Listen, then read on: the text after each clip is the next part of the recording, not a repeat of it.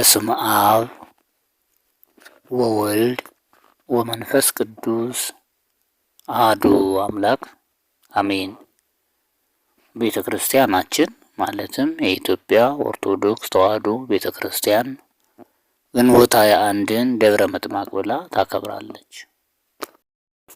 እመቤታችን ቅድስት ድንግል ማርያም ወላዲተ አምላክ ክብር ይግባትና በዚህ ዕለት ምን አደረገች ሚለውን እስኪ ባጭሩ እንመልከት። ግንቦት 21 ደብረ ምጥማቅ ይባላል ብለናል። ከ33ቱ የእመቤታችን በዓላት አንዱ ነው። ደብረ ምጥማቅ በምኔተ ገመኑዲ አቅራቢያ የምትገኝ ቦታ ናት።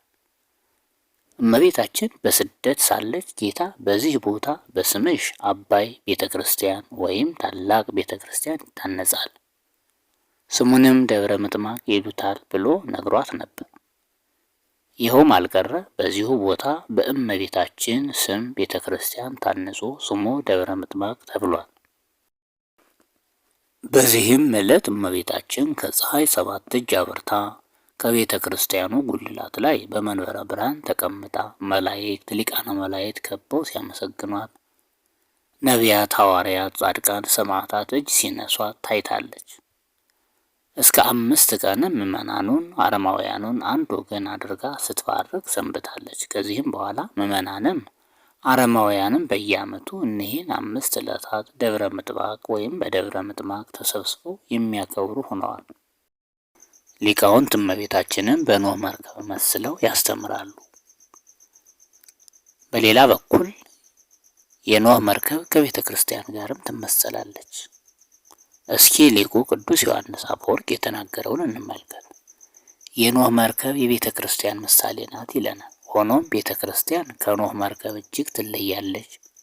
ወደ መርከቡ የገባ ዶሮ ወይም እንስሳት ሲወጣ ዶሮ ነው ወይም እንስሳት ነው።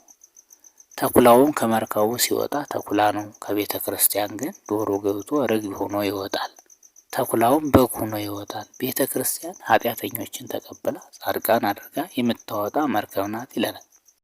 አነሳስቶ ላስጀመረን አስጀምሮ ላስፈጸመን ለልዑል እግዚአብሔር ክብር ምስጋና ይግባው። ለእመቤታችን ለቅድስተ ቅዱሳን ለንጽሕተ ንጹሐን ወላዲተ አምላክ የኖህ መርከብ ለተባለች እመቤታችን ዛሬም እኛ በኃጢአት ባህር የምንዋኘውን እሷ እንድታድነን ወላዲተ ቃል አትለየን። አሜን።